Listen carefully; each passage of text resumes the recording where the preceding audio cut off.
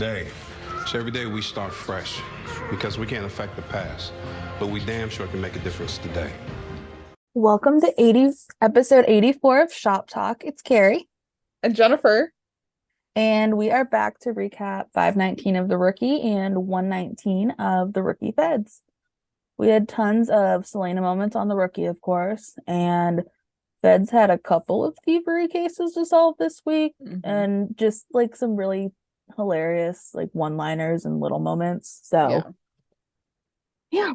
So and I do kind of like how the Feds isn't like totally wrapped up. Like we're gonna get more into that. So yeah. We do have some news. So we're recording this and publishing it a little bit later than usual. So we were able to get a little bit more news. But Marvelous Geeks Media shared an article breaking down the Chenford discussion scenes from this episode.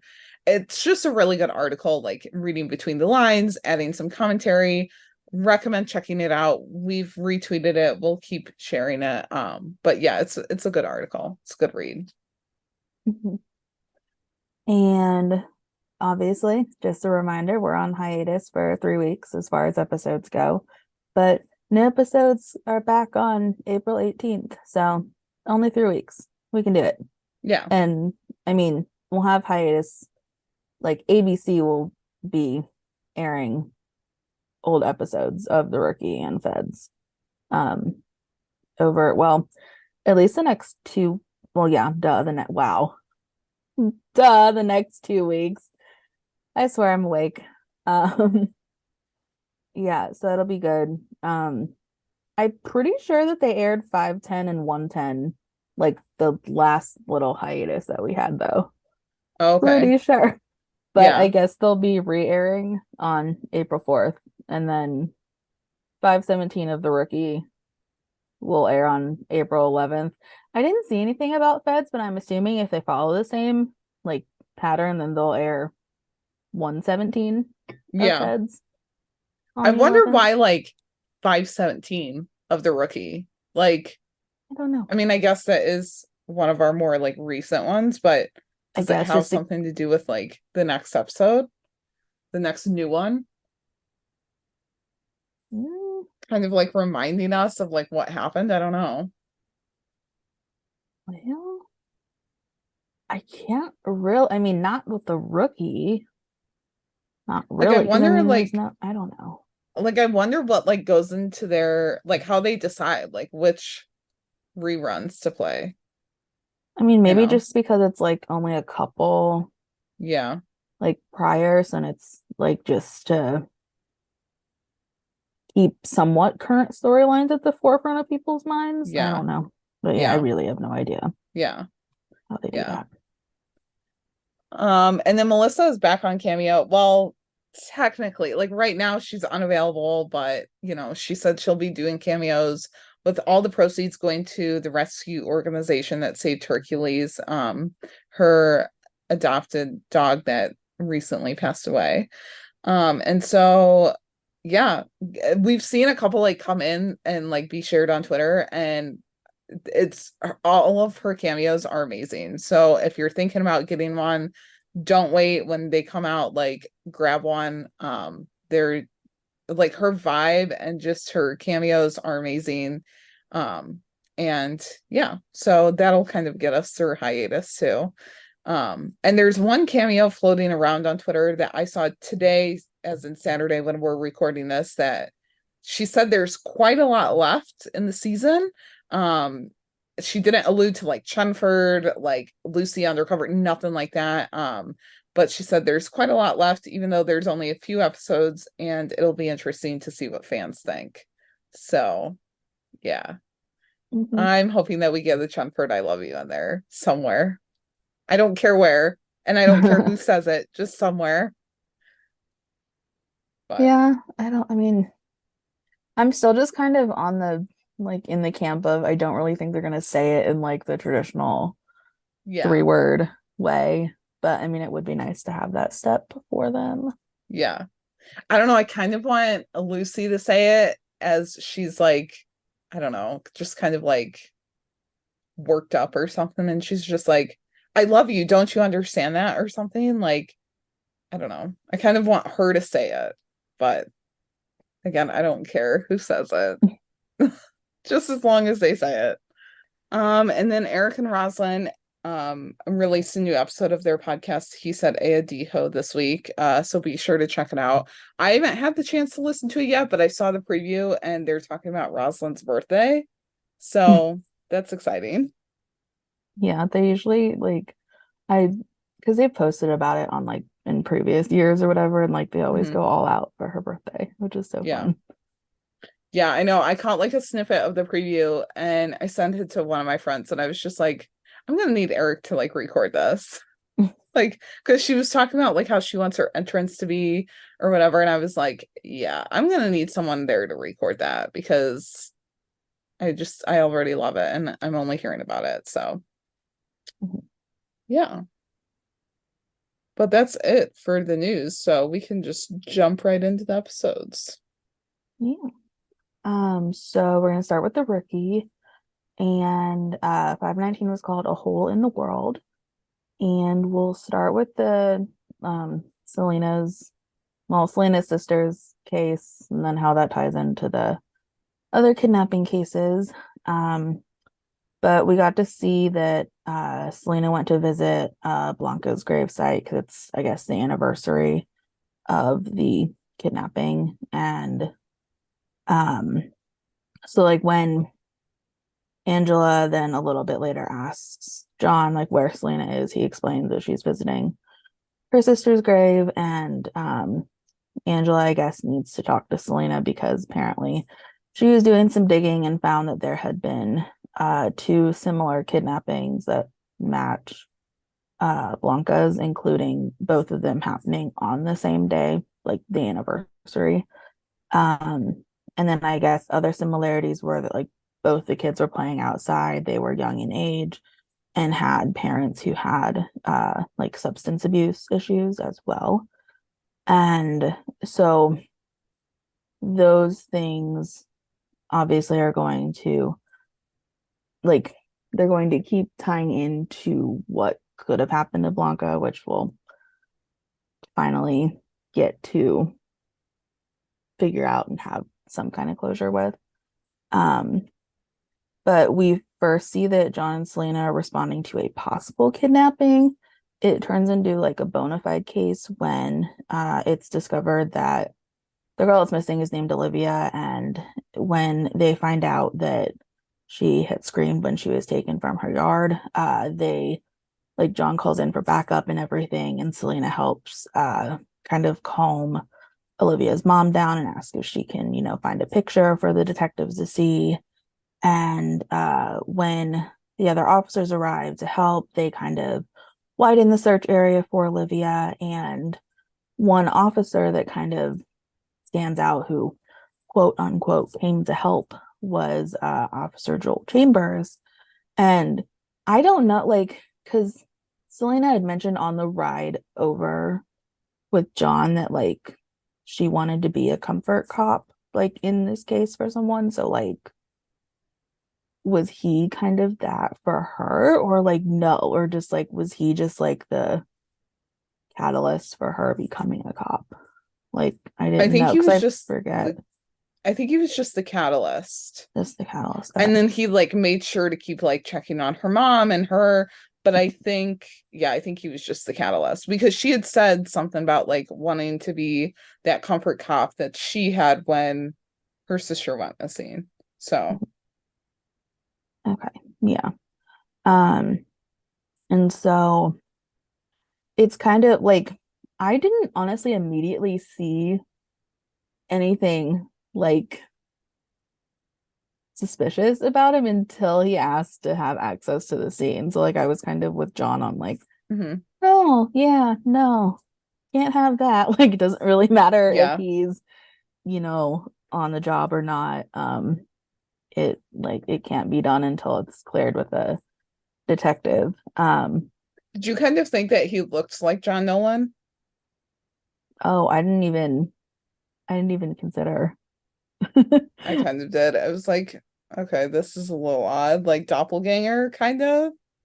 Yeah. Oh, I guess I just wasn't really thinking. I mean, I just noticed that they were both like older cops Mhm. on the job, but I wasn't paying attention to like, I don't know, like facial features or like Yeah. similarities.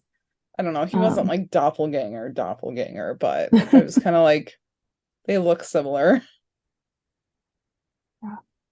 and so it kind of like Joel had also been overly involved in kidnapping cases like this, including Blanca's, because Celina had told John earlier that, like you had said, he came to visit her and her mom every day, um, just as things were happening with Blanca's case and her like condition. Um, and when Nolan kind of mentions his suspicions to Celina, she brushes it off, saying that, you know, Joel's the reason she became a cop, so he simply cannot be involved. Um, and so it's kind of Lucy and Aaron are helping in the search, and they knock on Drew Hesloff's door because he's a registered sex offender who's about a mile from Olivia's house.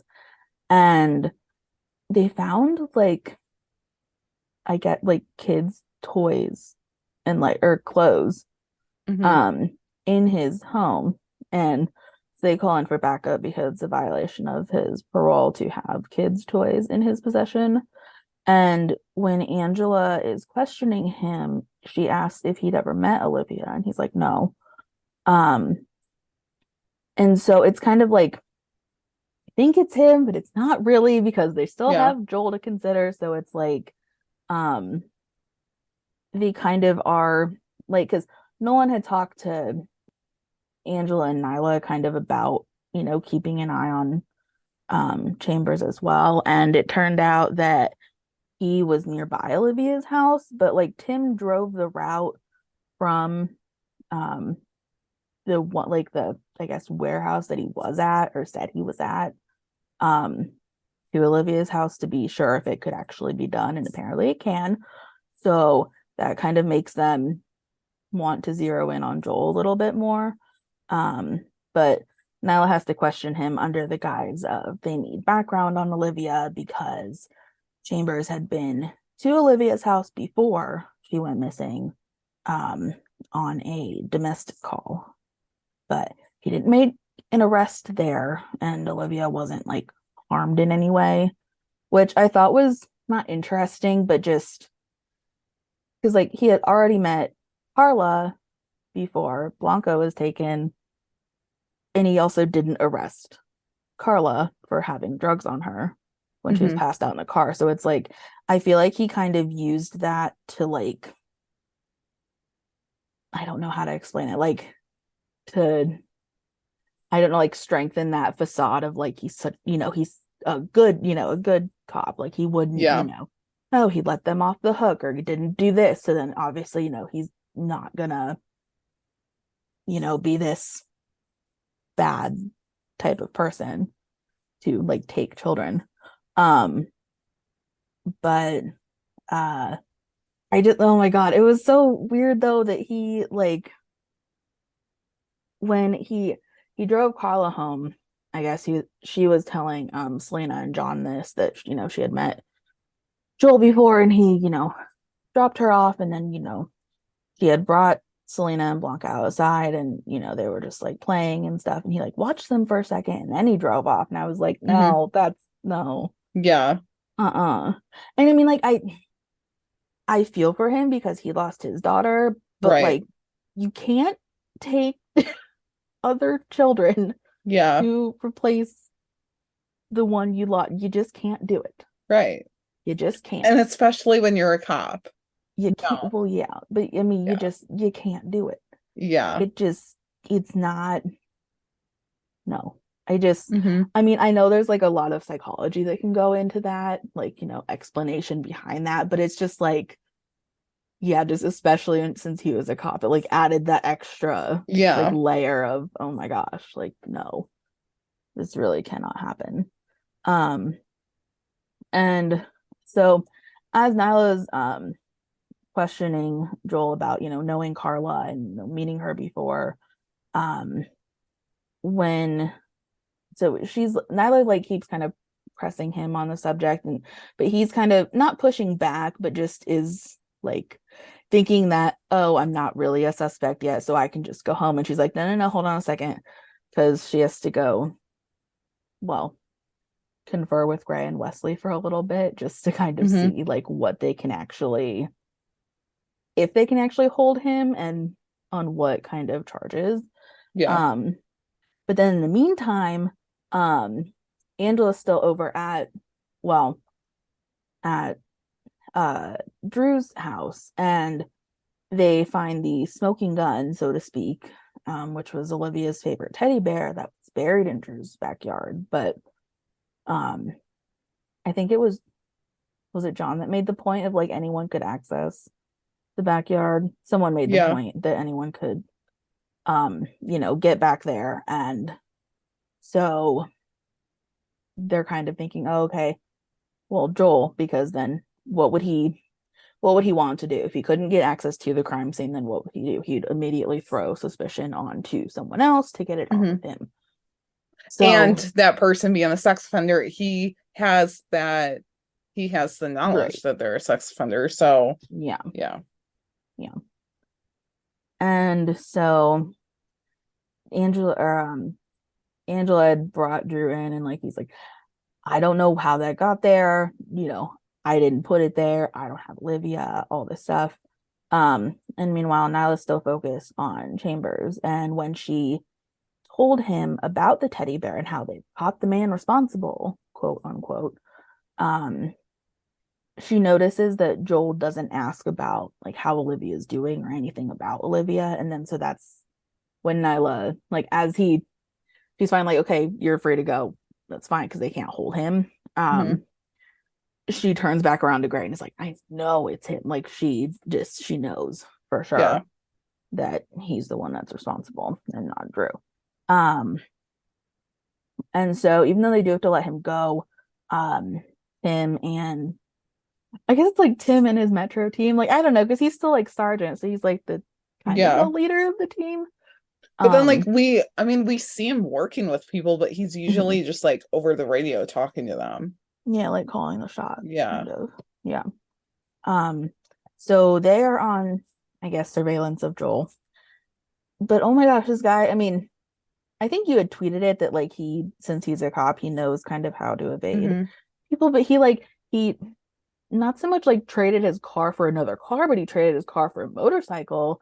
But before that, he like met up with someone in a different car to like hand off a bag. And I was like, this guy is like jumping through so many hoops to get this, to kind of escape the police. And Tim followed him for a good bit on the motorcycle, but he didn't want to cause like innocent people getting hurt on the road because of this chase that he was pursuing. So he kind of like he calls it off. And so Joel's kind of in the wind, and Celina's upset by this news, and this is where we see her kind of confront. Well, I guess it was like directed at Tim, but Gray happened to be there because they were talking. Yeah. But John thankfully was able to kind of rein her back in to get her to kind of focus on the current situation that she can not so much control, but just that she can focus on. Like she can't focus on something she can't control.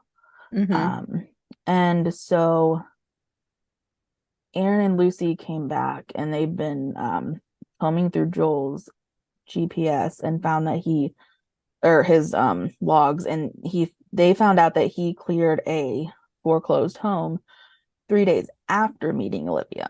So obviously he saw this opportunity and he ran with it as a place to like hold her. And so they all head over there. They first put a ball camera inside. I didn't even know that these types of things existed.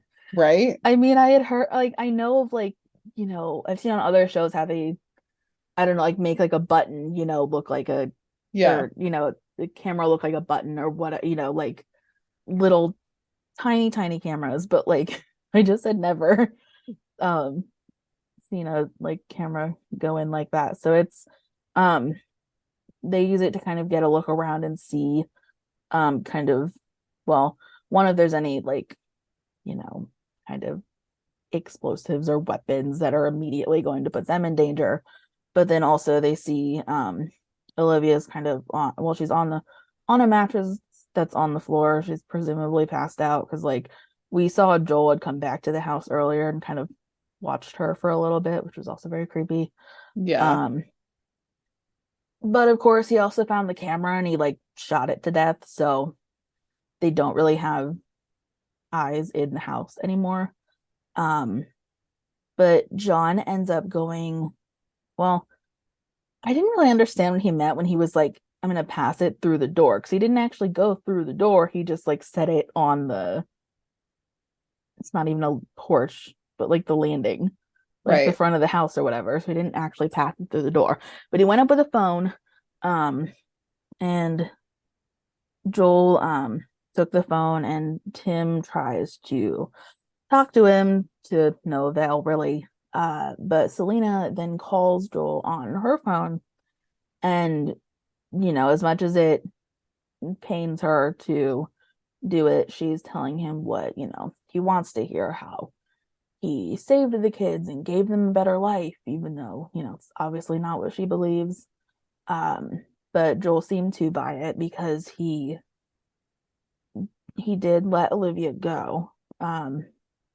And Celina like ran up and grabbed Olivia and got her to safety while the rest of the team breached the house. Um, Tim, I swear to God. Okay, so I rewatched this little part of the scene. Did you actually see the gun that Chambers had, or no? Were we just supposed to like assume that he had one? We were just supposed to assume. Okay, because like I like went back and like watched it. It's like I didn't actually see anything. Like, what are they talking about? But then he had And I shot the still didn't see camera, it. Yeah. so we Oh knew yeah, that that's he true. had one. I guess. Yeah, I guess I kind of, yeah. Nope, that's right. I guess I wasn't really putting that together. That makes sense. Okay. Um, yeah. So, Tim had found Chambers with a gun, and we we don't see it, but we find out that Tim was the one that shot him because he wouldn't put the gun down. So that's why we also don't see it, but Nyla tells Lucy that Bradford's like in with IA. So that's the situation that they're in now. And of course we have, worried Lucy, but um Nyla was there to kind of, remind her that he'll be fine, and she still wants to go talk to him like as soon as he does get out of meeting with internal affairs, but Nyla tells her to let him talk to Gray first. And so they do talk for a minute. They played the sad music. That got to me. They Yep. played this. I mean, I know it's like the same thing, but it just like, oh my gosh, it just like brings me back to the first time we heard that in season 1. And I was like, nope, I don't like it. I mean, I can understand why they use it, but still, I just, yeah. And Gray was telling Tim that even though, Joel wanted to die, it doesn't mean he wasn't a dangerous man. And Gray asked how he's doing and if there's anything he can do. And Tim's kind of like, I'll get back to you on that. And so towards the end of the episode, we see Celina and John standing off to the side as Carla is visiting Blanca's grave for the first time. Mm-hmm. And Celina, she had said like towards the beginning of the episode that she couldn't really feel like she couldn't feel Blanca there kind of with her.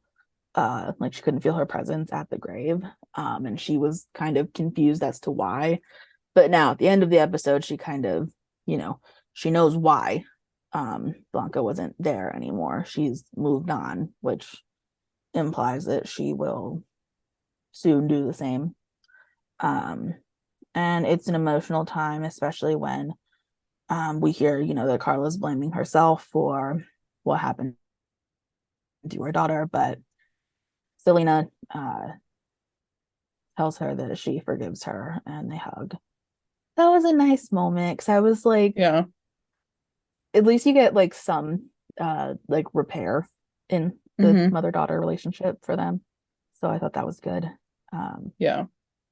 Yeah. And then we get Wolfhead's at home, which I thought was so nice because we didn't like Wolfhead's at home. They're just Yes. so nice. I love how, I mean, the rookie just does it so well, like a mix of personal and like Mhm. personal storylines and then the work storylines. Yeah. Yeah. And we see Wesley, well, Wesley had put Jack down, and Angela was sitting on the couch, apparently reading a mommy blog about how not to have your kid get taken. And I just love how Wesley was like, well, you're a badass. Mm-hmm. And he's no slouch either. So Jack and their new baby are safe.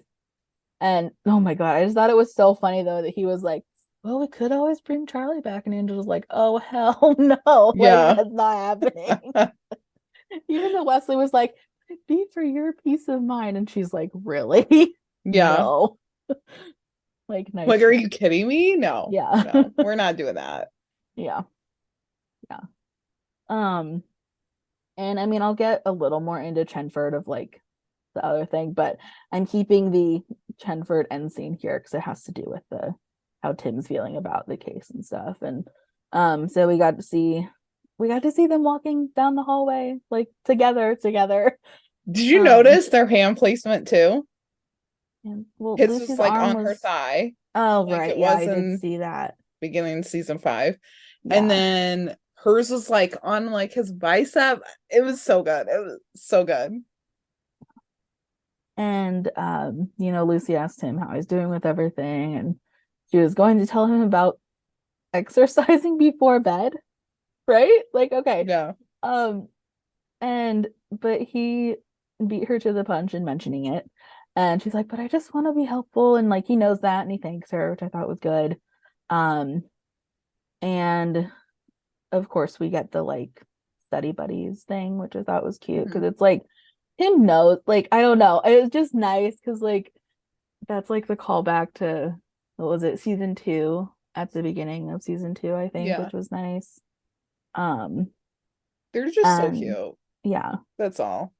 no, I know. And then like that's true, you owe me. And he's like, nope. And she's, yes, you do. And he's like, okay.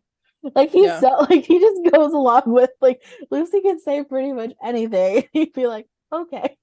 Call back to Tim Bradford saying, I'm not a softie, Yeah, really. Because please. you folded really easily. Please. Yeah. And then so let's see, we have one, two. We had not only 2 couples, we had 3 couples, like seeing Mm-hmm. how they end their day. Um, which I don't know, maybe it's because I don't watch The Bachelor, but I just thought it was so funny. It was like I didn't know if this was like a shameless like ABC plug, because it's like on the same Yeah. network or what, but I think I it just was a didn't shameless I plug. just didn't buy that they would watch The Bachelor. I just didn't. I'm sorry. Um Found the entire thing funny. I'm like, I I didn't buy it, but I just found it hilarious because yeah, it just yeah. yeah. Well, and like the whole thing, like I don't even know. Like the whole Balin thing was literally like they weren't even like 3 full scenes of them of Mm-hmm. like like this. It wasn't even a side storyline. It was like Yeah. a side of a side of a side storyline. Yeah. Like it because it was literally like it was there are 3 hours until Bailey's day off is done, and like at the start of the episode we heard them you know discuss how she doesn't really do downtime, but she promises that she'll do absolutely nothing today. And then it cuts over to the search party for Olivia, and Bailey joined, but then that was after she resanded and finished the furniture because her hands were all messed up, and I was like, wow, she really can't do like Yeah. you really can't do nothing, even though Yeah. it's not really grammatically correct. Um, but yeah, so now she's back home with John, and they're, like I said, going to catch up on The Bachelor apparently. Um, Okay, I can totally see her watching reality shows, dating shows like that. John Nolan, on the other hand, watching that stuff, don't see it. But somehow I find it hilarious that he does. yes, I just felt like Bailey was kind of like well, I guess she's not really a cynic. I don't really know what to. I just wasn't buying it for either of them to be watching The Bachelor. I Okay, don't know why. I don't I like. just wasn't buying it. I don't know. I feel like she didn't. I love Bailey and I love Jenna Dewan, but I feel like she didn't really need to be in this episode. Like there wasn't much there for her, but I can appreciate that she was, and I do like that she was. Because like her and John have kind of taken Celina like underneath their wing, and like, That's it true. was nice for her to be in it. But looking back, I'm kind of like, did she need to be in it? Like she did help out with the search party, but even then, like there wasn't really a need to. They just like kind of threw her in there. Yeah. But I love Jenna and I love Bailey. So I mean I won't, say no to seeing her, but I was just kind of like after watching it, I was like, did she need to be in it? I don't know. But yeah, it's kind of my thought. Yeah, well, because like, they're like sitting on the couch and they like kind of going recapping their day, they saved a kid, Celina got closure, and there's still 3 hours left of Bailey's day off. So, and then before John even like flips on the TV, Bailey's asleep on his shoulder. So he may or may not still turn the TV on to watch episodes without her. So, and then they did the little like as the TV clicked on like on screen, it like flicks off for us, which I thought was fun. Like I like stuff like that. Yeah. I don't know. I just find it funny that like he was like, yeah, I'm still gonna watch The Bachelor without you. I'm like, I don't know. I guess I don't know that many guys that watch The Bachelor. I mean, I've known some too, like because their girlfriends make them. Yeah. But like I just don't know how John would be able to follow any of it. Like I've had to like write about the show, therefore watch it myself. Yeah. And I've never seen any like well, I've seen a few episodes of like previous seasons for other pieces that I've written about it, but yeah, I've never watched a full season all the way through. I've only had to do like research on, the cast and things like that, but I can barely follow what's going on half the time. Yeah. So like I just don't know how he could. But you definitely like can't watch it like out of order or like out of context. Like I caught one episode the other night and I was like, I don't know who these people are, but they're like right here at the end, and I haven't watched it again. I did watch a couple of seasons and I don't know, I just like couldn't get into it. I'm just not a fan of reality TV shows though. So I mean, I have my certain ones. Like but just not, I guess not reality dating television shows. Or like, well, I'm not really a reality competition person either, so I guess put those two together and I'm definitely not going to watch if it's a competition dating show. Yeah, but it's popular, that's for sure. But now they've done an American Idol, kind of like shameless plug, and The Bachelor. So yeah. Yup. That's true. I kind of forgot that they did American Idol, which is I don't know how I could forget that. Yeah. But yeah. Yeah, that one was more like involved though. Like, oh yeah, true. Yeah. That was they had like the judges there and everything. Yeah. Yeah. Like not, I mean, it was like a really drawn out cold open. Yeah. But yeah. So that was kind of it was the literal end of the episode when they had the TV turn on and the episode end. But that's just for the sake of this, it's the end for the kidnapping storylines and whatnot. And so we have a little bit on Chenford, of course, because duh. Like how could we not talk about it? I mean, we would be remiss if we did not talk about this, like, Yeah. domesticated Mhm. Chenford moment. So Yeah. Well, which I thought it was like kind of not funny, but just like, why did they not just show the whole entire scene? Because like they showed pretty much, I don't know, 75% of it. Why not just show the whole thing? yeah. But I mean, because we started off with tank top and jacket wearing Tim Bradford coming out of Lucy's room. And Lucy, I guess, had already been up and she was kind of working at her kitchen counter. And so everyone else is assuming, right, that Tim's pretty much moved in. Yeah. And Pretty I love much. the memes about Kojo, like of the dog like holding the leash in his mouth, like walking I don't himself. I don't think I've seen those.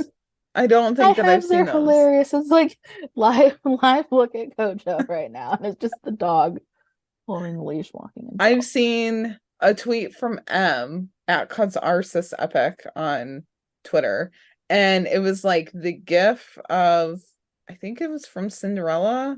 Yeah, of like the person like blowing the dust, and Mm, and they wrote mhm, like when Tim Bradford finally goes home or something. mhm. I was like, Yeah. yeah. Yeah, Mhm. I mean, I just assume that he's just moved in there now. I mean, Which I mean, it's I don't know. I mean, I don't mind it. Maybe they just don't use the like other like the set yeah. for his house. But it just would make more logical sense if she were to move into his house as Yeah, opposed yeah, to definitely would. him staying at her apartment.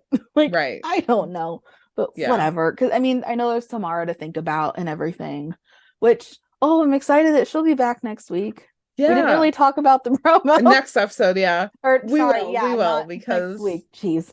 Um, the promo is literally crazy. I like they're dropped both my jaw crazy with it. though, for like the Yeah. rookie and for feds too. Cause I was, Yeah. but yeah, no, because like when I was getting ready to tweet for feds, I like had turned on my TV or whatever, and I was like, oh, okay, I have like 60 seconds left. I get to catch the promo, and then all I said was like, oh my god, oh my Yeah. god, oh my god, I like was like, no. do I live tweet the promo reaction? Do I text Kari? And like, I was like, I don't know what to do, and I'm stressed. And like, I have, you know, 5 seconds until Fed starts. But yeah, Yeah, it's a crazy promo. Like, yeah, that's always the I can't struggle, believe it. Yeah. like how to live tweet the promo or Yeah. not. Yeah. Um, yeah, but anyway, so back to current day Chenford. Tim's tired. He was like out all night with Metro trying to catch a suspect, and Lucy had, waited up for him, but he got in too late. And then I don't know, like he just like opened, like had the jacket open or whatever, like Mhm. showing the wound, and was like, I'm like, what is like, I mean, What's the I context of appreciate, this? yeah, but I was just like, is this supposed to be like, okay, like, yes, you got hurt, like, poor Tip. Like, not that I didn't mind it, but I was just like, well, duh, of course she's gonna be like, oh no, like, are you okay? Yeah. Um, but I mean, it was nice because we got the like, oh, babe comment from Lucy, concerned girlfriend moment, which was good. I just didn't get it. Like, it was so not random, but I wasn't Well, really, it wasn't like a huge gash or anything. I no, mean, I didn't think so, at least. So, no, yeah.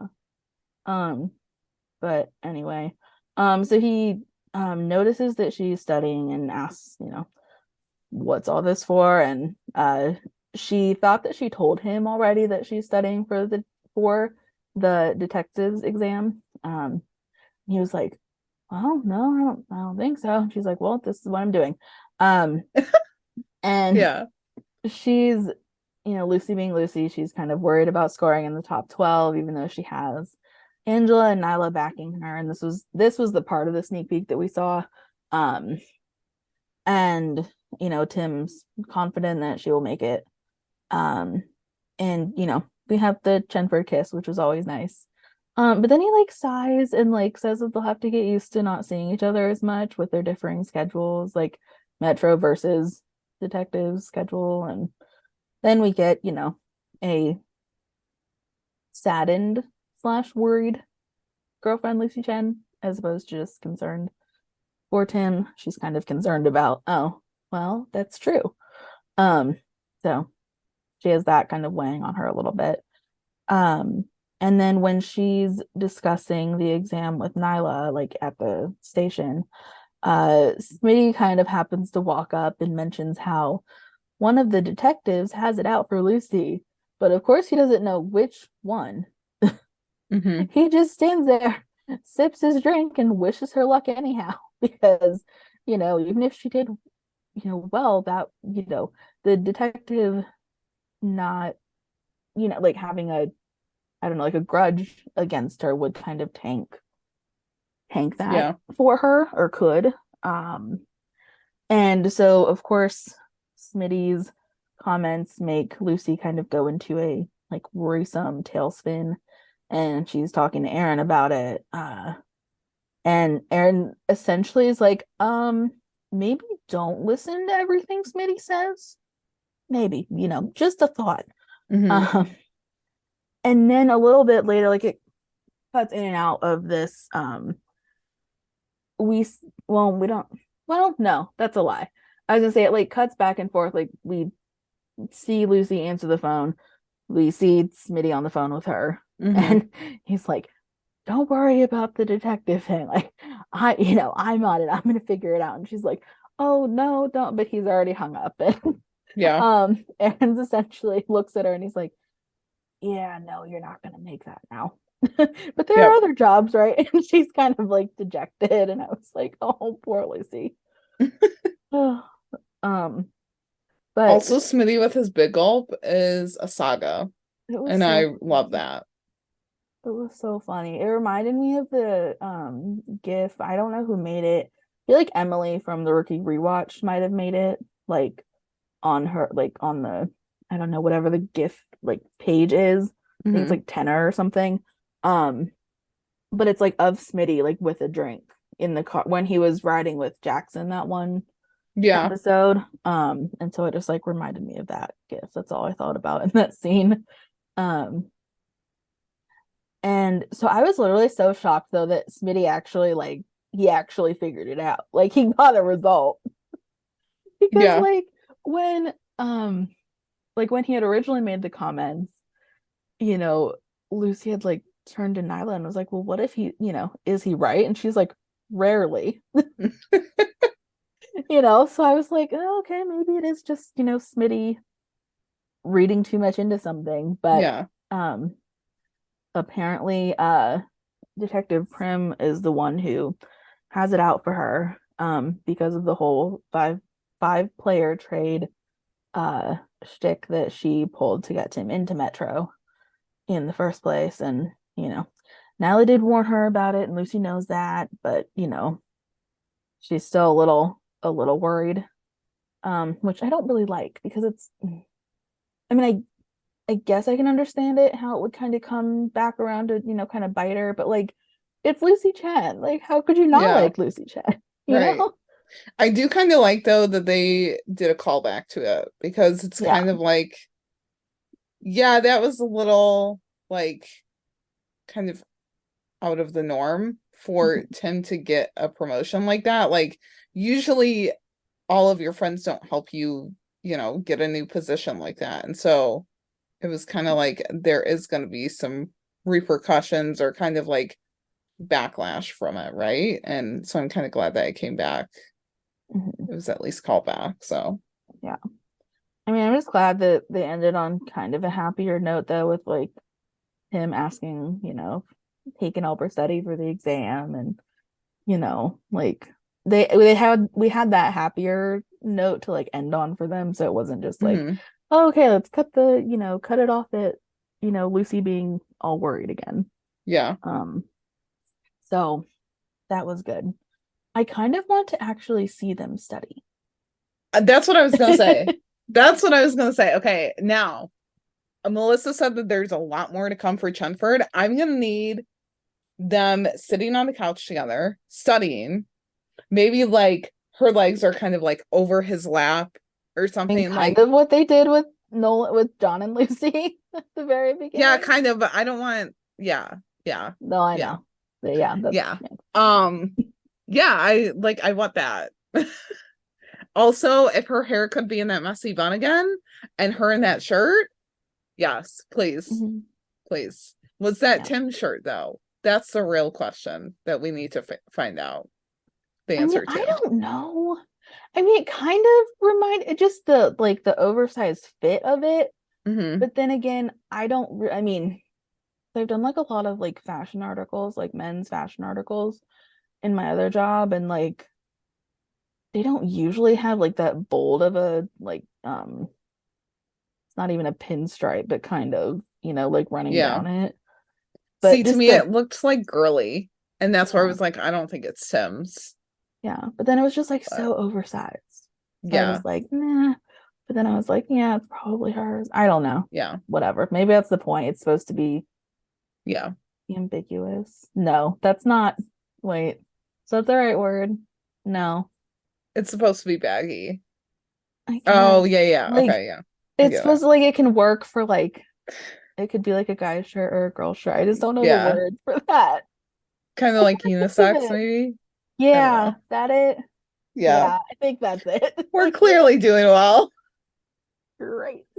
A long day. Chenford's short-circuited our brains. It's fine. Yeah, no, I need that messy bun back. And like the pen in the hair, I need all of that back for See, Lucy Chen. I didn't notice the pen in the hair. I was just so focused on like, oh, the shirt's cute, her hair's cute, like everything's, and then we had Tim in casual clothes too. So See, when I saw the sneak peek, I noticed like everything about her before I even like paid attention to what the sneak peek was about. I was like, Lucy Chen right here. But yeah, Tim Bradford sleeping in tank tops. I mean, that's just, I feel like that's a very Tim Bradford thing for him. Yeah. Like he's not going to sleep in a t-shirt, but that's like sleeping shirtless, I feel like is too much for him. Like he needs a good in between. So, yeah. Yeah, fair. Yeah. Okay. Moving on. Yeah. I just thought it was funny because I was gonna put in the outline like tank top Tim, but then I was like worried I was gonna trip over it if Yeah. I just said that. So I Yeah. was like, Say tank that top 3 times in. fast. Yeah, Yeah, no. exactly. No, but yeah, Yeah. that's kind of it for the Chenford thing, even though I mean we assume it's gonna come back up, obviously, with the Yeah, it would be like interesting to see. progression of it, hopefully. It would be Hopefully in a interesting to positive see. direction for Lucy Mhm. anyway, because it'd be nice if she got, and not even like that she has to get promoted by the end of the season, but just, I mean, could she at least take the exam, for crying out loud? I mean, she could take it and pass it, and then maybe they just don't have a position open yet. Yeah. So, yeah, I don't know. We do have some listener thoughts. Valerie had said, really liked the episode. They particularly liked the radio communication when following the dirty cop. And they like the tactical stuff more than the average fan. She would like to get to know how the tanks work for real. Okay, gotcha. Yeah. And she said a guy that old still being a P3 seems nuts. Oh, like Chambers. Yeah. Yeah. Okay. Yeah. Oh, and guy never got a raise. Oh, yeah. I guess not. Yeah. But yeah, I mean, It probably also just depends on like where he works, like what yeah. station, or like because he is a P3, maybe his like raise or whatever like caps out or something. Like I would think Yeah, he I'm would not sure. obviously get a raise if he was like to go up to detective. But yeah. Haley had said both episodes of the night were good. I'm glad on the Rookie that Celina finally had closure to her sister's death. Same. Mhm. Also, I was telling my friend, I was like, dare I say that Chicago, or that the Rookie is giving Liseth way more to work with than Chicago PD did. And my friend was like, Oh. yes, but also Chicago PD has issues with like character centric stuff. Like they don't like follow through with it.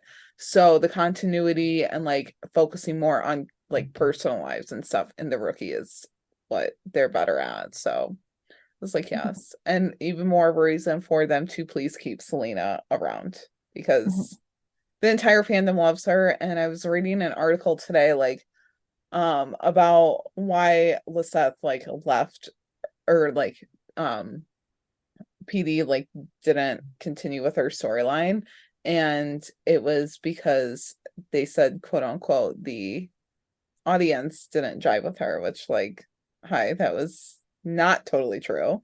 But yeah, so keep loving Celina, everyone, because we love her and we want her to stay. Yeah. Is it Cassie? I think so, yeah. Okay, Cassie. Had said both episodes were great. Celina got closure and we got some nice domestic Chenford and wool beds. Yes, that was nice. Blessed Turtle had said, gotta admit this case was heavy for me. I never really take stuff involving kids very well, but at least we got 2 silver linings out of it.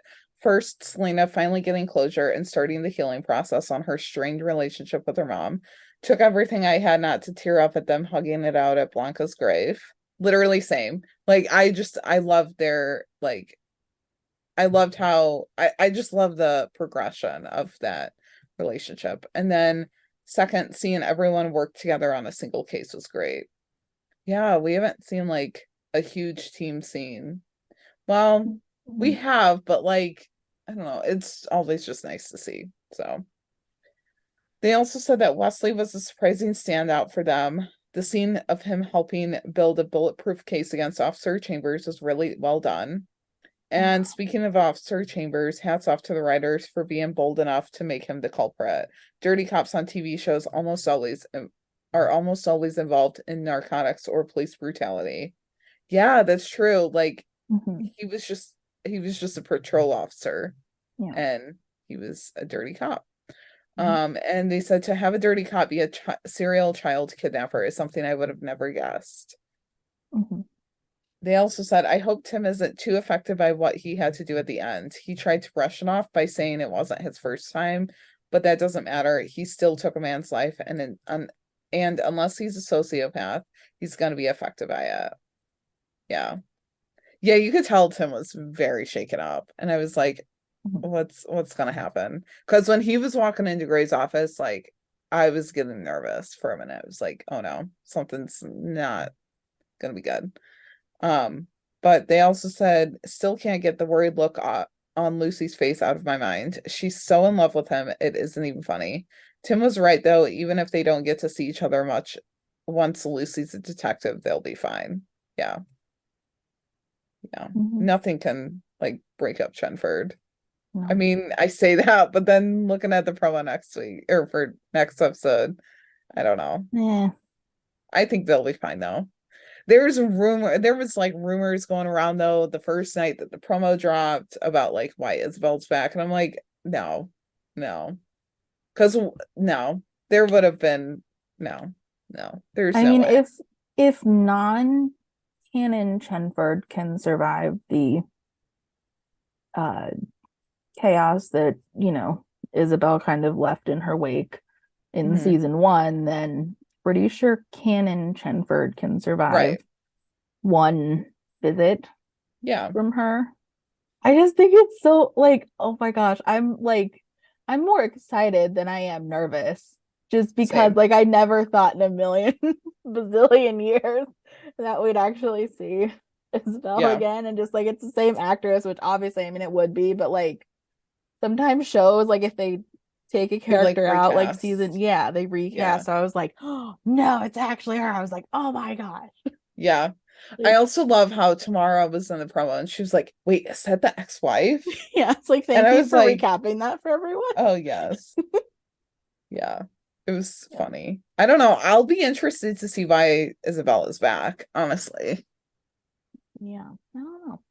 And Tim telling Lucy, I mean, hopefully, like, well, I don't know, because they were all like in the apartment and it Well, looks like Tamara they were answered the wearing the same door. stuff. Yeah.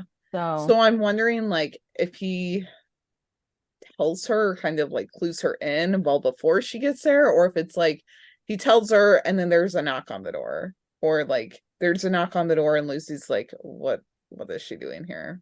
yeah, I I'll don't be know. interested to see like when he tells her. So Mhm. yeah, but yeah, I don't know. That's, I mean, oh yeah, and then Skip Trace or Randy coming back, like Nyla's face when everything with that goes down. Like, I am so ready to see Nyla and John back together, like as a partnership. I just can't wait for the memes. Yes. Yeah. Because I mean, even in the promo, like John being like, seriously, what the hell is going on? Like, Uh-huh. same. Yeah. Dude. Yeah. But Oh. yeah, no, I'm excited. But like also, okay, so if Nyla and John are back together, surely we'll get to see Aaron still, right? I don't know. I feel like Yeah, I would Aaron think would so. ride with Nyla sometimes. And Celina's then not going to be in this episode. Or I guess she could be, just maybe like desk duty or something. Yeah, I don't know. Her I mean, rookie like time has been very different than even like Aaron's was. Like we have not seen a plainclothes day. We haven't seen, I mean, really like anything that we've seen with other rookies. Mhm. But I also get it because they can't be doing the same thing like multiple times. Like it'll just get old. But Mhm. yeah. But I don't know. I feel like it would also be kind of fun to see something that like Celina has to do that Lucy, Jackson, and Nolan and even Aaron had to do that we didn't get to see. What that would be, I don't know, but like I don't Mhm. know, just kind of showing like what one of the things in her rookie book or whatever she has to do that like we didn't see the others do, but they also had to do. Mhm. So yeah, but that is about it for the rookie, I think. I mean, I don't have any other notes, do you? No. Just Chenford. Mhm. They're pretty and domesticated, and it's adorable. Mhm. Yeah. Yep. But we'll get into the rookie feds now, which this was a heavy episode as far as like case wise. There was just a lot of case, but like there were good one-liners in it I enjoyed it and just because like it good was, moments. yeah, it was a good episode. Yeah.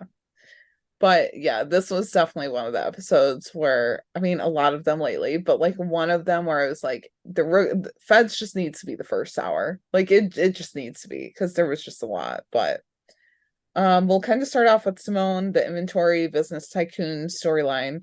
And it's mentioned that Simone and Brendon have fallen behind it in their coloring books, which side note, I still love that they call them the coloring books. Like, I don't know. And Carter just reminds them that if they don't complete every task in the coloring book, like no amount of heroics will keep them in the FBI. So Brendon gets his assignment and Simone's doing inventory for hers. And Garz is like, every item that the Bureau issues to employees has to be accounted for, everything from phones and computers to weapons and even staplers. And so like Simone looks back over to Carter and asks why he's smiling. And she's like, you have to do this with me. And he's like, nope, I got the day off. Inventory doesn't require adult supervision because it takes place at the Bureau, which it's adult supervision for me. Like the way that he said that, I was like, okay, I don't know. It was just funny. And then he's like, I'm taking some personal time. And so Simone's just like, then why did you even come in? And this part I was not expecting to be funny, but it was. And he's just like, to see the look on your face. And he just like laughs and walks away. Yeah, And well, I'm she just does like, the look, and he's like, that look, and I was like, yeah, that was the part for me. I yeah. was like, yep, And that's good. immediately I was like, I need this memed right now. And the Rookie Feds account came through. And I was like, thank God. This partnership, everything about it is hilarious. I loved it. But I also liked seeing Simone work with someone different this week, which we'll get into that because it was interesting. And so Simone like starts working through the inventory checklist. She's like meeting with individuals who have every excuse in the book to make her job harder. And so she including walks closing in. doors on her. Yeah. And I was like, I just thought it was so funny because she was like, I know you did not just close this door on me. Like she was not having it that day. No. But also like kudos to her for like keep going at it. Like obviously what else is she gonna do? Like she has to get this done, but she was like not gonna let it get her down. So she like walks into Agent Baylor's office, who was the guy whose department she was supposed to be in on her first day. And he's less than thrilled to see her. And she's just like, I'm on inventory duty, like I need your help. And so he gives her this business card with like a complete list of items that she needs and the corresponding serial numbers because he's got it like ready. And the rest of his team does the same. And so Simone then like goes to talk to Chuck, who is in like the like electronics room or something. And this dude doesn't ever say a word, but it's just so funny the way that he like goes about everything. And she's like, yeah, I need like all the unassigned department cell phones. And without saying a word, he's just basically like, hold my beer. And he gives her this big box. And she's just like, thanks. Like, because she starts like going into, if you could just like tell me where they are, that would even be helpful. And he's just like, yeah, no, I got them right here. And so like she's about to leave when one of the phones starts ringing. And a woman is on the other line and she's looking for Agent Mike Jeffers. And Simone's like, I don't know who he is, but like I can help. And she's telling this woman that she's an FBI agent too. But of course, I mean, this woman is like obviously divulging all of this information before Simone can. So Simone's like, okay, I know that this is like a legit thing. And so once she finds out that Mike Jeffers is or was an FBI agent, like Simone's like, I gotta go find someone who knows more. And so, the caller's like, it's a matter of life or death. Like I need to talk to him. And so Simone like asks another agent who he is. And she's like, he died a few months ago. And so Simone tells the caller, who's ready to hang up. And Simone's like, no, like I can help. She tries to get her to stay on the phone longer, like to ultimately track it. And the caller's like, yeah, I overheard something that I wasn't supposed to, and I'm just not sure what to do. So like she hears some noise in the house then, and the line goes dead. And it turns out that the phone couldn't be traced. And so Simone like starts telling Garza everything, and he asks like if this is a desperate attempt at getting out of inventory duty. And she's like, no, it's not. It's just, caught a case. So Garza tells her that Officer Baylor was Jeffers' former partner, and her face right before she's about to go is very relatable to when you don't want to do something at work. But yeah, so then Baylor is like all sarcastic when she walks in. Simone like attempts to get right down to business and describes even describing the caller's voice, it gives Baylor kind of like a hint, and he ends up giving her the name Gracie Hunt.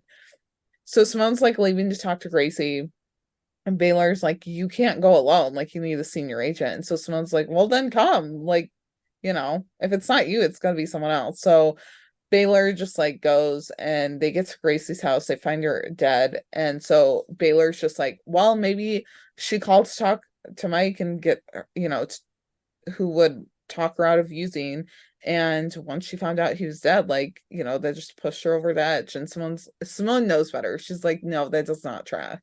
And so Baylor mentions that Gracie was like in and out of rehab, so an accidental OD is possible. And there were no signs of break-in. So like it does look like she did this herself.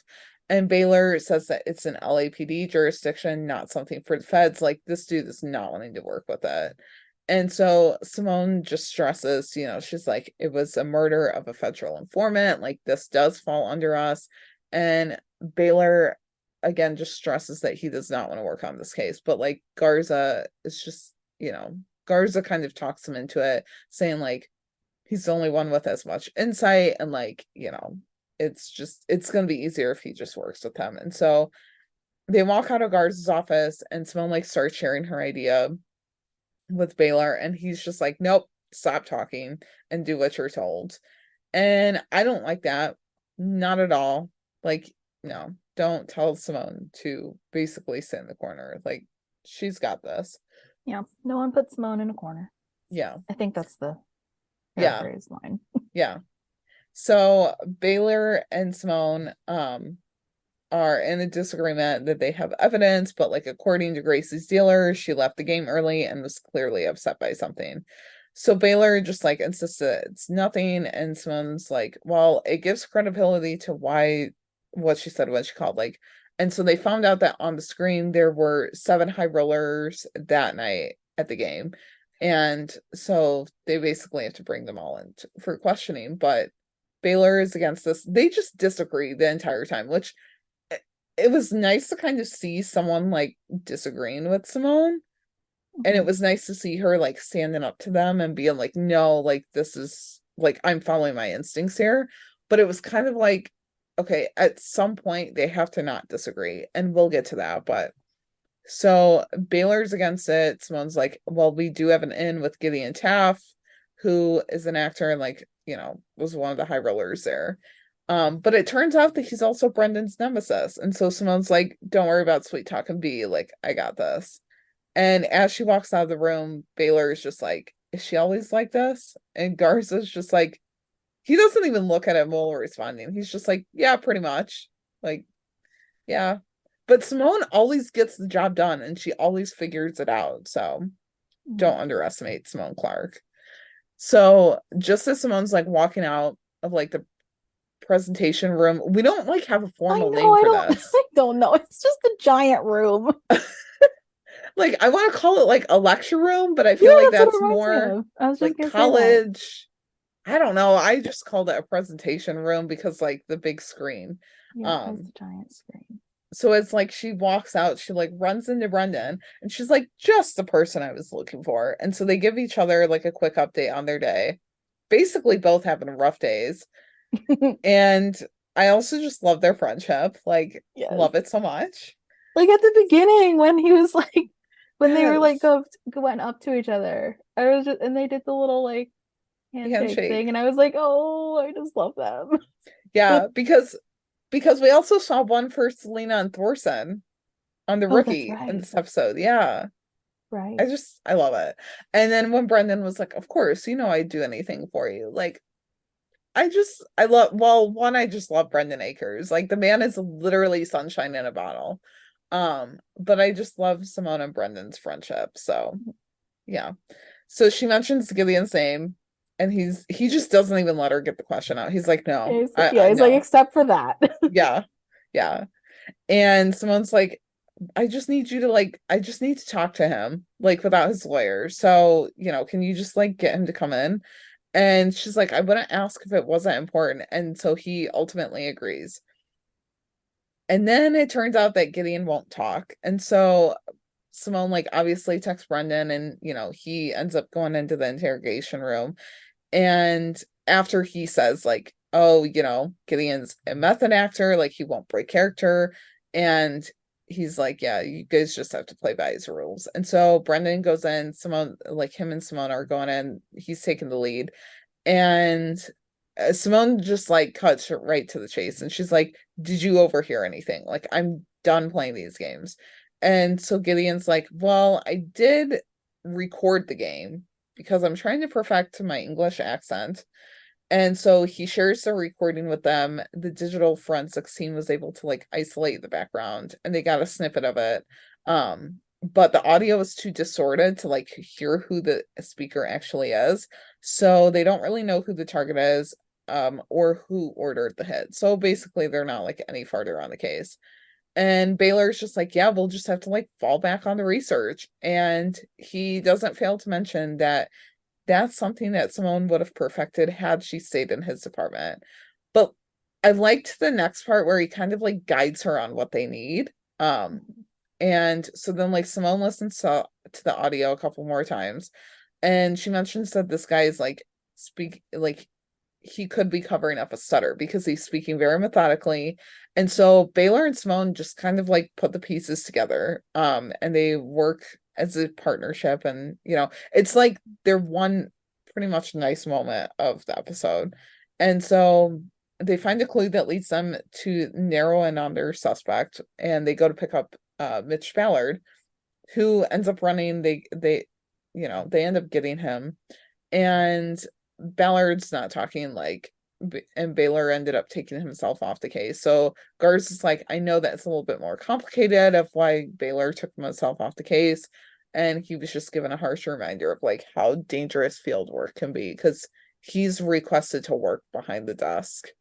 So Simone like tells Baylor about Ballard, and they still have time to like stop the hit and everything. And he's just like, I'm not going back out there.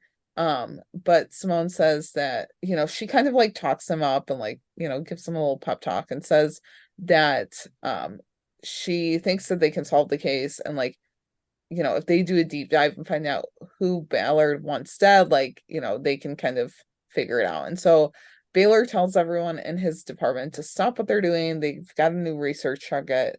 They end up finding Ballard's target like later on, and it's his boss, and like it's because of money. But they find out that they have to find out what Delford's leverage point is. And so the team's mobilizing. They end up going to a cemetery where there's a funeral being held for his long lost high school girlfriend, which we saw her in the cold open.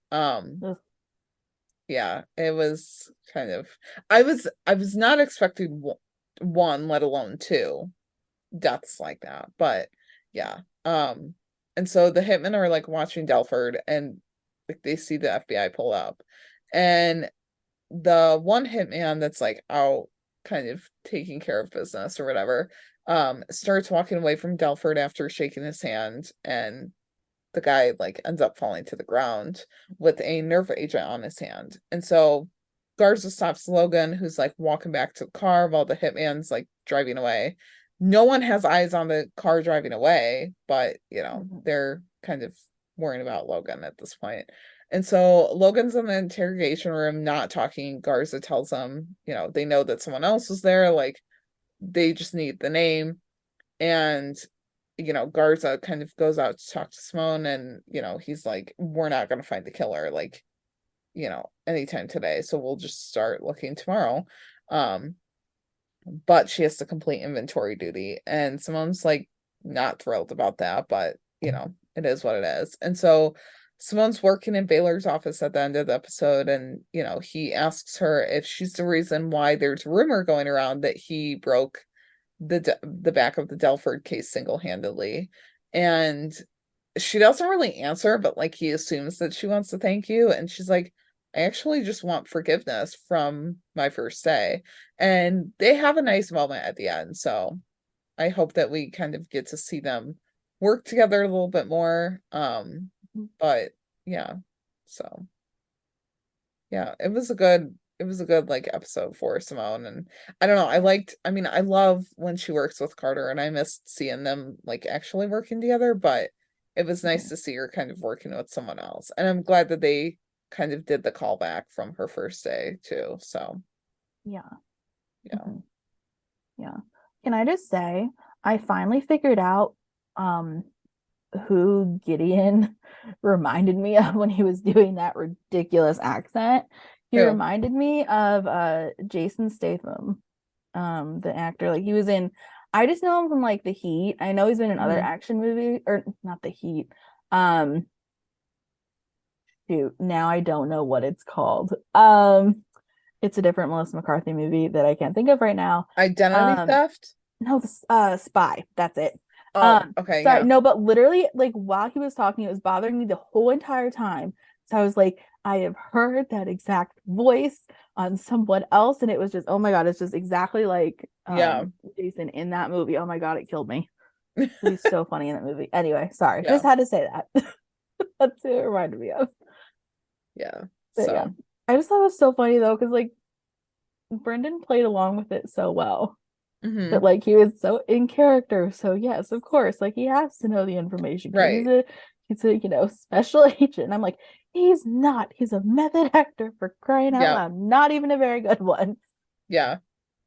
Well, and even Simone was like, all right, I'm done with this Daniel Dumb Lewis. And I was like, oh my god. Yeah, and she's like, you have to work on your accent because it's ridiculous. It's a whack or something. Oh my god. That's great. Oh my god, it was so good. I Sorry, love The Rookie for their comedy. I love it. Yeah, But great.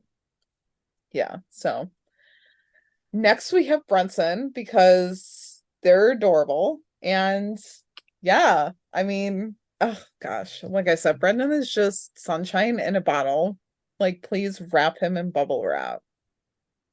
Yeah. So Garza tells Brendon that he and Laura are going on like this burn run as a part of his coloring book activity.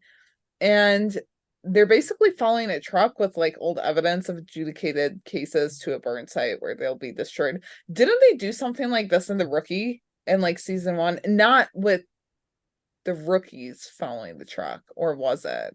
But like it was like a case that they had to kind of like pass off. They were like kind of doing a sting or something. I remember it because it was like season 1. Oh gosh. Or maybe season 2. Because I think Nyla might have been in there. Oh. It was like, remember there was like a Gosh. shootout on the freeway or something? Oh, that's right. When Tim and Lucy had to stop the fake cops. Yeah. So that was the first episode of season 2, I think. So it was Okay. before Nyla. But yeah, season 2. Okay. Yeah, I get they were following something. It was kind of similar because they were Yeah. following like old cases or something, but yeah. Yeah, it was So something for a case. yeah.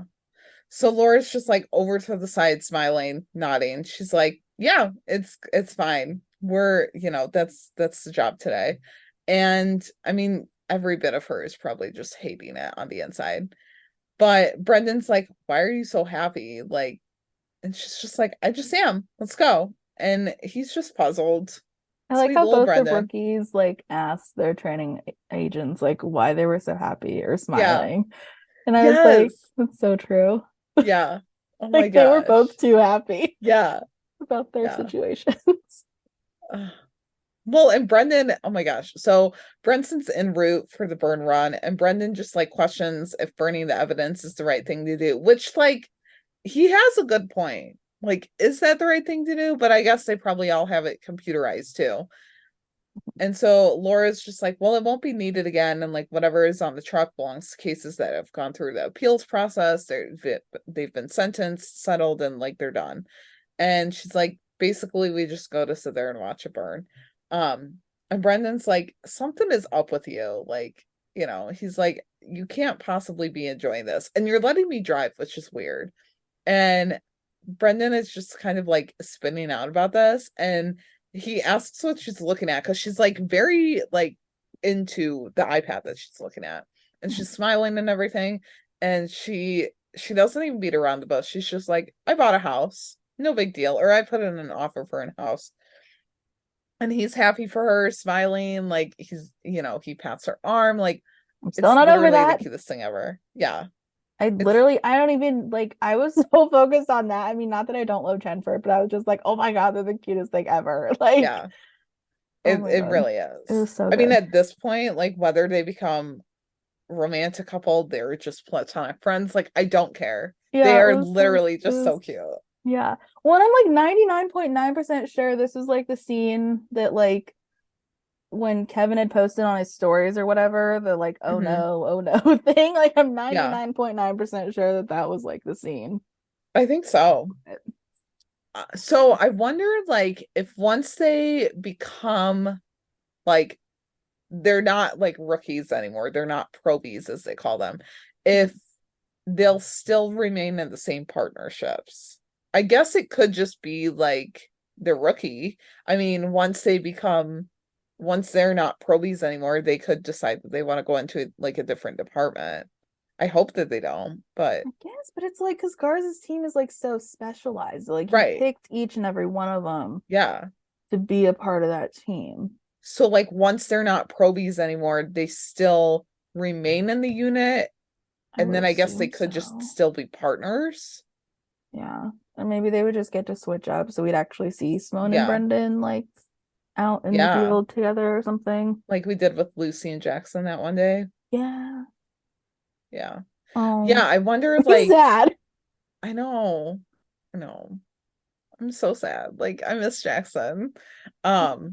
I wonder like if we'll get to see, because we haven't gotten to see Brendon and Carter work together yet, right? Like they haven't done like a Not switch up in really. partnerships. No, their only interaction was when Brendon thought that Carter was dating Antoinette, Mhm. which was still one of the funniest things ever. Yeah. Especially when Simone shouted it across the room. Yeah. That Hey, was my Carter. favorite thing ever. Yeah, he's like, why the hell would you say that, let alone shout it across and then just come over here? Oh my god, it's so great.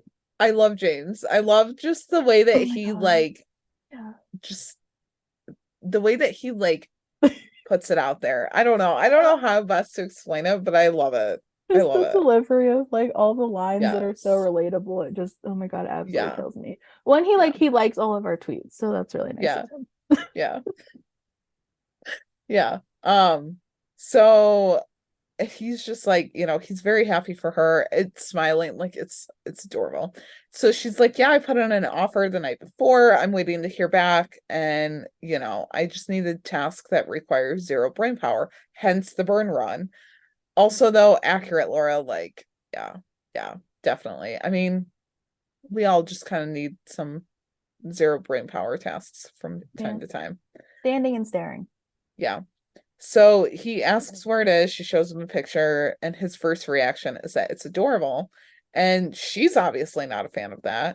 And she's like, assuming that by him saying that, he really thinks that it's small. And he backtracks and he's like, no, it's cozy. And he just says it in like such an innocent way. And yeah, I don't know. I don't know how else to best explain how much I love Brendan Akers, but other than just saying I really love him. And That's like me with Laura, because her yeah, reactions are just it's me. yeah, Like if I were a person, she's so sarcastic and just so expressive, and I'm that same way, so I just relate to her so much. yeah. I mean, their scenes just keep getting better, like every episode, and even in one episode, it keeps getting better. So they walk into the Burn Run Center, and Brendan's like, "Ooh, this looks like fun," and I'm just like, "Brendan, you're adorable," but Yeah. also, yeah, I don't put that past him to say. So he's just like, he's even wondering if they'll let him throw in a few cases into the fire. And I'm just like, oh, sweet Brendan. Only you would say this. And Laura's like, don't get your hopes up. The job is to observe while the others burn. And she's like, bringing it back down to reality. But yeah, he's literally sunshine in a bottle. And yeah, maybe we should get that on a t-shirt. We should. That'd be so Brendan, cute. yeah, yeah. And so he starts reading labels and or invoices, and Laura gets a text that her offer didn't get accepted. So now she's in a bidding war with 4 other buyers, and she's got to submit her best and final offer along with the letter to the homeowners.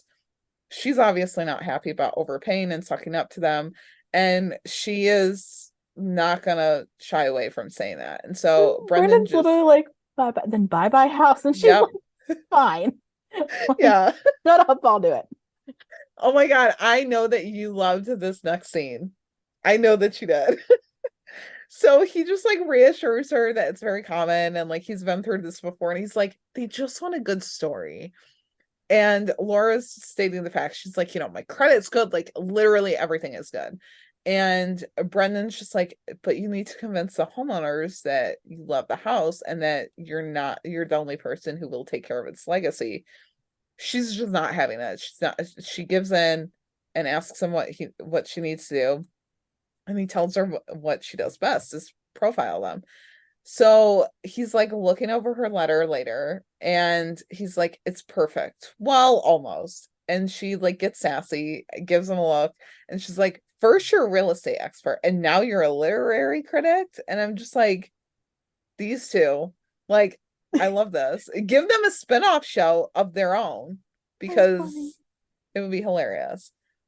And so Brendan's like, he tells her not to be so sensitive. And so when she gives him a look, he just adds ma'am in there. He did say so ma'am. coyly. Okay. Oh my god. Because I rewatched it because I didn't have so I was watching on my TV. Yeah. Both times, whatever, so I didn't have captions or whatever. And I was like, really say ma'am, or am I just losing it? Well, because Kevin's Canadian, so sometimes they say Yeah. words and it doesn't exactly sound like what you Yeah. think it is. And I'm like, No, I'm pretty sure he said ma'am. No, Okay. it was Oh, no. hilarious Oh because my he's just God. like, ma'am, Uh-huh. I will add that in there. Like he just kept putting his foot in his mouth kind of in this episode, and it was just Yeah. so good. So good. Mhm. So he like points out the one sentence about the kitchen remodel, and he, tells her to think about her profile. And she thinks about it more and she changes the sentence. And so then he like points out the spelling error and she gives him another look and he's just like shutting up now.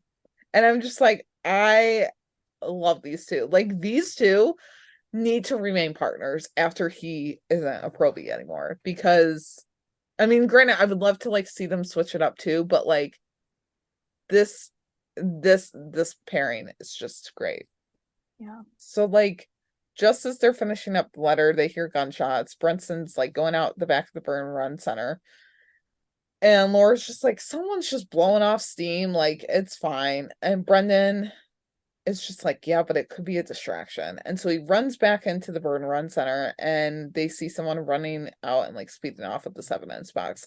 I love how Brendon and Simone were both following their instincts this episode. Mhm. Like it was just really great to see. So Brendon like meets up with Elena, who says that the stolen evidence box was from the Andrew Vogel case. Brendan's like, I keep hearing that name. And so Elena's like, do you listen to the cold storage crime podcasts? And she's like, the new season is all about Vogel. And so Brendon wonders if the podcaster can tell them why someone would have stolen the evidence. And Elena's like, yeah, Laura's already got her coming in. So Brendon and Elena like come to the conclusion that someone from the inside had to have like tipped off their unsub, and because that's how they knew that the files were being burned. And Elena just finishes this thought and says that he wants her to see like who is in the loop, and Elena's like, I'm already on that. One, Elena for president, because this woman can do no wrong. And two, let's get her in agent status right now. Can she be the next rookie, like probie? Yeah. But if she is, they're gonna have to bring in another partner for her, right? I mean, Yeah. because well, I guess don't know. someone could like work with Garza, like when they go out like on Yeah, that's cases. true. Who would we want to be Elena's training agent though? Carter or Laura? Because I feel like Kevin or Brendon and Simone like would have to wait a year or whatever. Yeah. I don't know. I feel like we've seen her interact a little bit more with Laura. Yeah, a little bit. So that's why I'm kind of like tempted to say Laura. I mean, yeah, plus that would be like girl power, which is Mhm. cool. Plus, I feel like we've seen Laura closer to Garza. So it would Yeah, kind a of little be bit. nice. Yeah. Mhm. But Brenson is interviewing the podcaster Amelia, who's hoping to record it for her next episode. And when Laura shuts that down, Amelia's like, I'm out. And Brendon tries to keep her by saying she can't record the one that they're about to have, but if she helps them solve the case, maybe they can do a follow-up. And again, Brendon is just like so innocent and precious in this. And Laura's just like, I don't know what he's saying. Like, I'm not agreeing to anything. And Laura gives him a look. Brendon's just like, I'll just be doing the follow-up then. That's fine. And so Laura gets right to it. Amelia is fascinated by it all. Brendon brings up another point that she made in her last episode. And Laura's like, all of the money was accounted for. So why tell people that it wasn't? Like, you're sending people out on a wild goose chase. And the podcaster is just like, well, it's money that the FBI didn't know about. And, if my listeners are looking, I can't control what they do after I give them this information. And so Amelia's insisting that Vogel hid money behind one last puzzle. So Laura finds Colin, who logged into the FBI database, and he's an FBI agent as well, just like in a different department. And so he like apparently looked up when Vogel's case was said to be burned, but he's confused because he's like, why would I have looked that up? And so he says that there was a girl that he met at a bar who was interested in him or whatever. And she ended up using his laptop when they were at his place and quizzed him on trivia to find out his password ultimately. And so like he gives her a description on what she looked like, and Laura's just like, where did she go? Like after she left your place? And Colin doesn't know. So we kind of go back over to Brendon, or like they're driving, and Brendon asks for any news on the house, and Laura's like, the sellers won't make a decision until they consult their psychic. And Laura's less than thrilled about it, but you know, I mean, at this point, like, there's not much she can do. And so I thought that this was funny because Brendon's just like kind of looking around the car, and he's like, so where are we going? I'm like, wait, Like, he doesn't don't know. you know? Yeah. Laura was just like, get in, like we're going somewhere. Like, yeah, Well, don't because ask she was questions. like so frustrated though that like Colin was like kind of dumb to like let Hmm. the woman like kind of play him like that. Yeah, Because when he was like, oh, like, you know, like tap his head, yeah, like, oh, I, you know, had this girl over, and Laura's like, oh, like as yeah. if it's like the worst thing he could possibly say. Well, So and I then think like she was just like in a mood about it. yeah, as Laura like walked away, Colin was like, sorry, like sorry about that. It was like too little, too late, dude. But Yeah. yeah, okay. So the warrant like came back for the rideshare that Colin State took, so that's where they're going. Then we like cut over to Amelia, who's podcasting. She opens the door and ends up being taken in to the bureau. So they want to know who she's working with and who pointed her towards Colin. And so we don't get like a straight answer, but then we cut over to Elena and Sherry. And Elena's talking about Garza and like his latte not having foam. And then Brendon comes in and he asks Sherry if she has a second to talk about some Freedom of Information Act request. And he mentions that Amelia did. And so she tries to deny it, and he tells her that her partner already flipped on her. They have everything, like he arrests her. And she says that it was her who took it out of the job, and she starts to like cause a scene and wants Elena to back her up, like even bringing up what Elena mentioned about Garza and like kind of complaining about him. And so Brenson's like finishing up the day, and Brendan's happy, like he got to check something off in his coloring book. But Laura breaks the bad news to him, and she's like, yeah, I know, we have to finish the burn run in the morning. And, you know, so be back here like bright and early. And he offers to help go look for some different houses for her, Uh-huh. which was literally, oh my God, best friend goals right there. Yeah. That was the nicest thing ever. Yeah. And then Laura, like all smiley, she's like, no, I actually predict that my housing fortunes are going to improve. And she's talking to the seller's psychic. And so she pulls the FBI card, and she's like, look, I'm willing to look past your warrant, like out for the arrest if I can get the house. And the psychic's like, congratulations on your new home. Like, you know, I don't want to have anything else to do with you. And Laura's smile as the psychic walks away. Oh my God. She is just, she's she's grumpy with like a hint of sunshine. Like, I love Yeah. her. Yeah. Well, and I just thought it was so funny when the psychic came in and she was like, and Laura was like, you know who I am? And she's like, oh yeah, you're the one with the less than great application for the house. Uh-huh. And Brendon was smirking, and I was like, oh my God.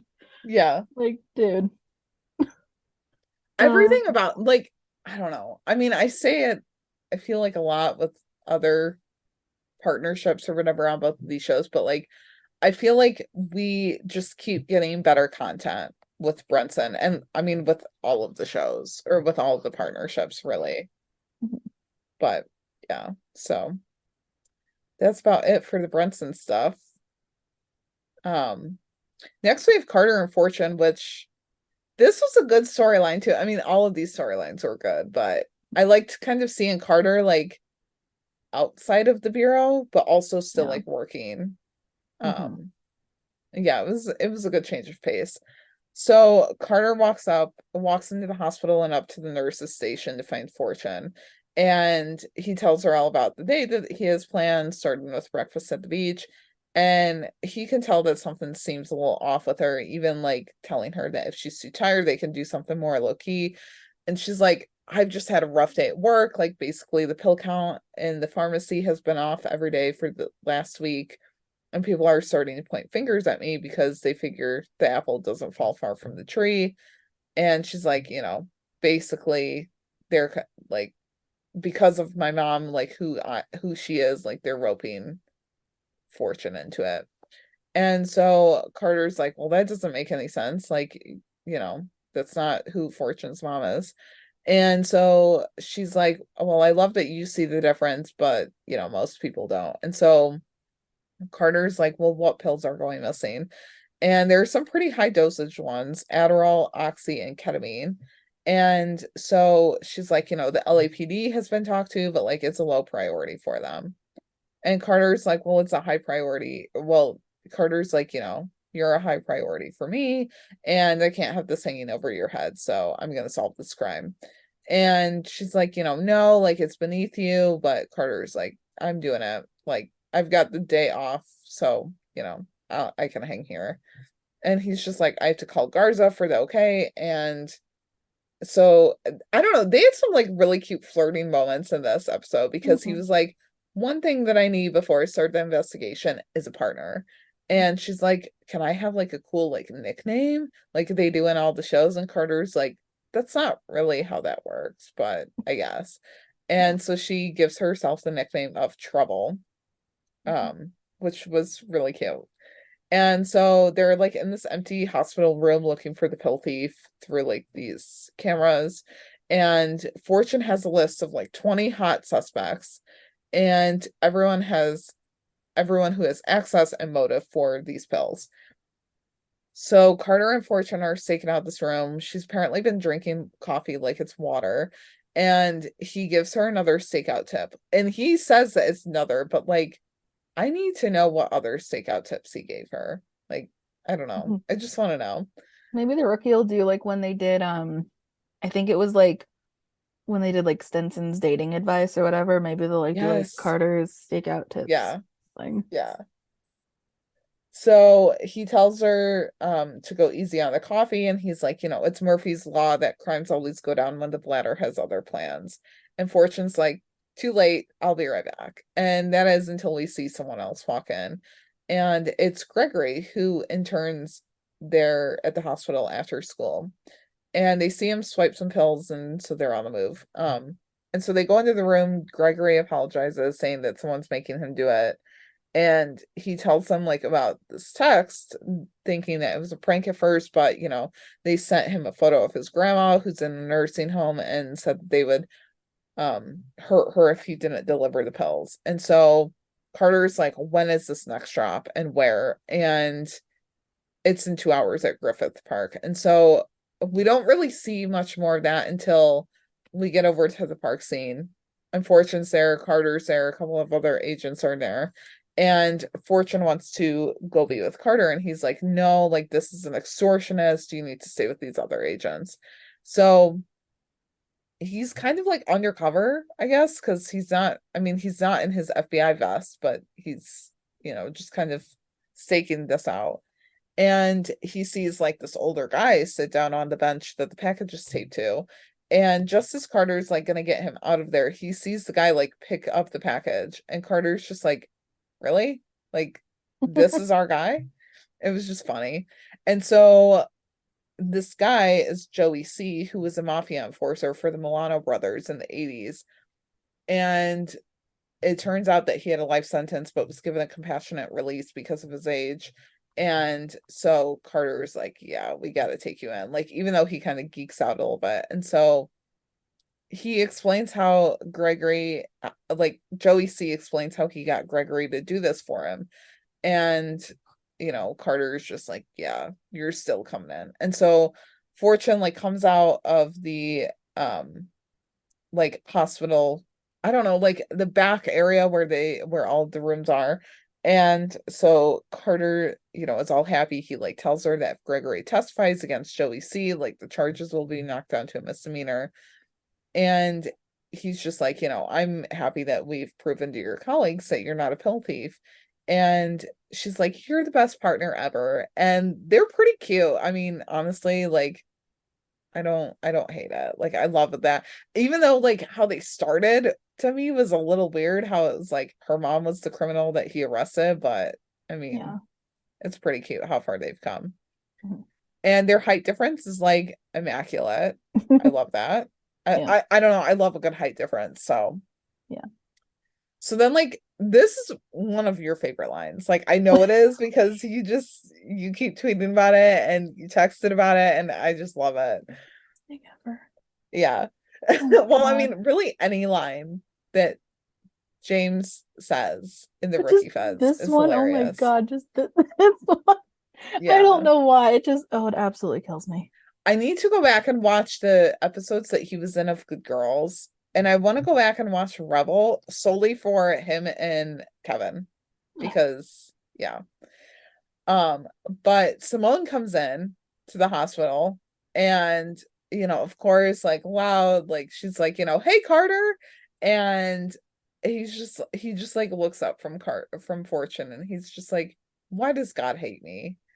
And he like looks over to Simone and he's like, aren't you supposed to be doing inventory? And she kind of says it nonchalantly and she's like, we caught a murder. Like, what? I mean, shouldn't I put that over the inventory? And Carter is just like all afraid to ask about what has gone down. And so Simone like obviously just gives him the rundown and Carter's face is everything because this man is just confused. He's kind of like, I don't know if it was the Spider-Man meme, but him just like looking back and forth. I don't know. It's more of like a gif, I guess, of like the math and like the Yeah. eyes. Yeah, Yeah, that's like what I was trying to trying. I was process. like, yeah, Yeah. trying to process. Or the Yeah. thing where they have the little wheel spinning across someone's Yeah. forehead. Yeah. And so then he just like bluntly asks, and he's just like, so you didn't do the inventory? And she's like, no. It was just so funny. I It was love like I it. did some of it. Like Yeah. if they use the emojis, because sometimes they do that for like sneak peeks, at least this season for the rookie and the Yeah. rookie feds, she'd be like I think it's the grimace emoji with the like Yeah. straight Yeah. across teeth, like sorry. Yeah. And he would be the emoji where like one eyebrow is up. Yep. They're like questioning things. Yeah. Mhm. Yeah. So at the end of the episode, Carter's waiting for Fortune in the waiting room, and they're still going on their beach date, but first they're gonna spend the night at her place. Yeah. They're cute. I don't know. Mhm. I love what the Rookie Feds has done this season with like relationships and not necessarily putting the agents together right away, just because that's not how it always happens. And like I don't want that to necessarily happen for Simone and Carter. Brenton, on the No, other I can't hand, really see it. wouldn't No. hate it, but Yeah. yeah. Yeah, Simone and Carter are almost like brother and sister, like They're with their just so dynamic. yeah, they're just so funny. Like I just feel like they just can't not give each other like grief about things though. So it's Yeah. like I can't see them just doing anything else other than Yeah. checking in about their other relationships. Yeah. I just No, can't see them as yeah. anything more. Yeah, no, I don't. I definitely don't. I've never gotten that vibe from them. No.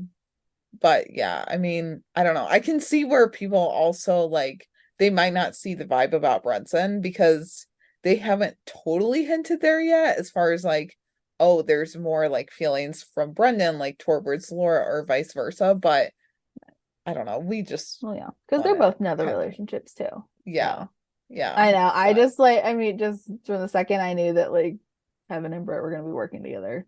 You can't yeah. put two pretty people like that together and Yeah. expect me not to trust Yeah. them. But I But don't know, because like like I don't Niecy know. and James, I think it's just their like friendship like Yeah. shines through Yeah. for Carter and Simone's I will say though relationship. that I'm really glad the Rookie Feds didn't give us like a jump scare relationship like the Rookie did with John and Lucy. Like, no. God, I don't I know could who I not would have even wanted that to be, but imagine. I'm really glad that it did not happen. I So, don't know. I couldn't even, yeah, I could not even imagine, to be honest. yeah, Yeah, no idea. but we do have some listener thoughts for the Rookie Feds. Do you want to take it away with the first one? Yeah, so Valor said they thought the Feds episode was good. It had humor and two good stories to follow. Yes. Yes. Yeah. Cassie had said the Feds had some fun fun and action-packed moments with Simone and Carter's cases. Definitely. It was good. It was a good episode and like fun cases, but yeah, they were. I definitely had to like rewatch it the second time and like really like focus in on one case at a time. So yeah. And last but not least, Haley had said in the Rookie Feds, she really just enjoyed Simone. Yeah. Yep. Yeah. Do we have any other notes on Feds? No, but if you guys could like see me, I was just like beaming like so much about Brendon. They're just so cute. And then Carter's line. Oh my Why does God, God yeah. hate me? Yeah. Just oh my God, it's just the funniest thing. Like I will probably end up gifting it, not gonna lie. It's like that good. Yeah. Yeah. So funny.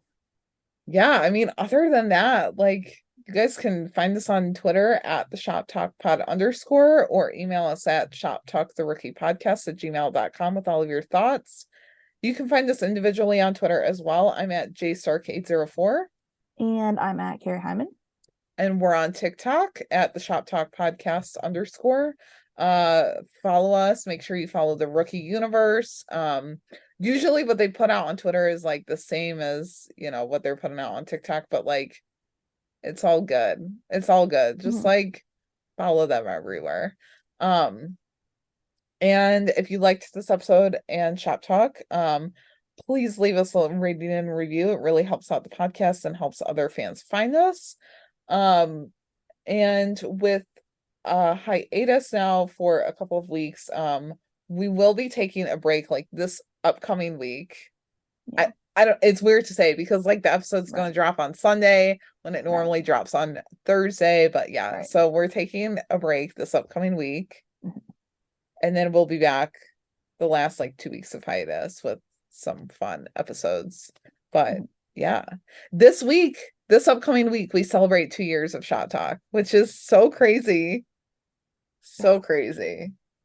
What a fun ride that's been, honestly. We had a lot of fun. Like we've had a lot of fun. And it will hopefully continue when we get renewal news. So hopefully. Yeah. There's no way that these shows are not renewed. There's no way. Like they have to be. If anything else happens. Yeah. But yeah, I mean, that's it for us this week. Bye everyone. Bye guys. Go get 'em, boo.